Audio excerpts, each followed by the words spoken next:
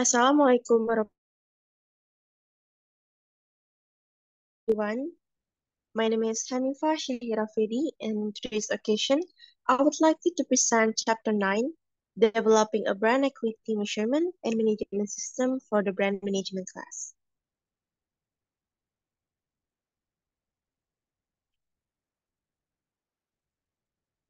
But first, we go to the conducting brand audits.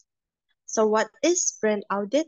So brand audit is more likely to be an external audit, which they are focused on the customer exercise to assess the health of the brand, uncover its source of brand equity, and suggest the way to improve and leverage its equity from a brand. And in this brand audits, it is divided into some parts. The first is about brand inventory. So brand inventory is the purpose to provide a current comprehensive profile of how all the products and services sold by a company are marketed and branded. Secondly, we have brand exploratory, which means a research that directed to understand what consumers think and feel about the brand and act toward the brand itself. The next, in the brand exploratory, it is divided into two parts, which is qualitative and the quantitative techniques. So these are the summary of the qualitative techniques, which is divided into some part like free association, adjective ratings, confessional interview, projective techniques, photo shorts, bubble drawing, storytelling, and other part that still being the part of the qualitative technique. However, at some sites, we also have quantitative techniques. So in this quantitative technique, one of the example is in the brand conversation. So we can see at how the quantitative can also reach the data from the conversation channel, conversation source, conversation content, channel specific engagement, and the content itself. So it means that in the exploratory of the brand, it's not only stuck in the qualitative, but we also have quantitative to provide us with the data to make a better brand management system. So this is the brand positioning and the supporting market program. There are four ideal brand positioning. The first is about when the brand are something that customer currently believe about the brand. And the second is when the brand being the one that customer will value. And the third is about what the firm is currently saying about the brand. And the fourth, where the firm will take like to the brand. And you can see in this picture, regarding brand equity, there are four parts in the green section, which are owned, value, claim, desired. And for the owned, it's owned by the customer in the reality, and value is the objective in the future, and the claim is the competition regarding how they can compete with the several brands that's still in the market. And this is designing brand tracking study. So what is brand tracking study?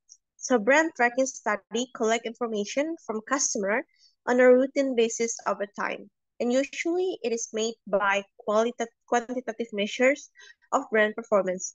And here at the right side is the brand tracking study in the global area, which we have economic indicators, retail, technology, personal attitudes and value, media indicators, demographic profile, other products and service, and also the attitudes to brands and shopping.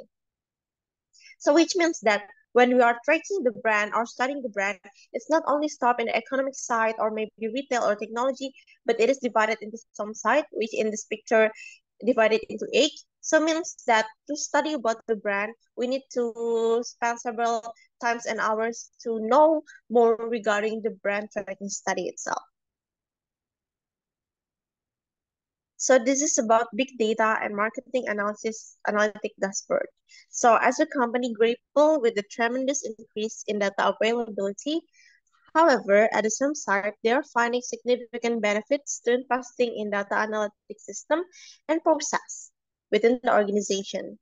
But during this side, it is also being part in the marketing analytic dashboard, which can help the organization or the company to communicate importantly regarding metrics and make them available throughout the organization.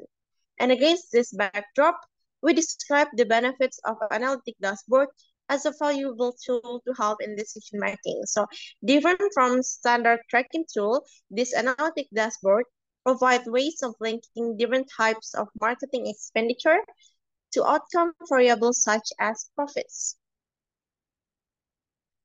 And the last is how to establish a brand equity management system. So it is divided in three parts. The first is brand charter, second is brand equity report, and the third is brand equity responsibility. And in this brand charter, it it giving a company relevant guidelines to marketing manager as well as to key marketing partner outside the company. So it gives the guideline to the marketing manager how we can marketing it's better, and also giving the key information marketing to the partner outside the company. So it is more likely to be transparent regarding the brand equity management system. And the second is brand equity report, because we know that as the result of the tracking survey and other relevant performance measure, so a brand equity report or scorecard can be distributed to management on a regular basis. So to make a report, sometimes it depends on the company. There are companies that make a report weekly, daily, or even monthly or yearly. So it depends on how company needs the report itself. And the third of the brand equity management system, we have brand equity responsibility. So it means that brand equity management system that will maximize long-term brand equity because they have the responsibility to maintain the equity itself.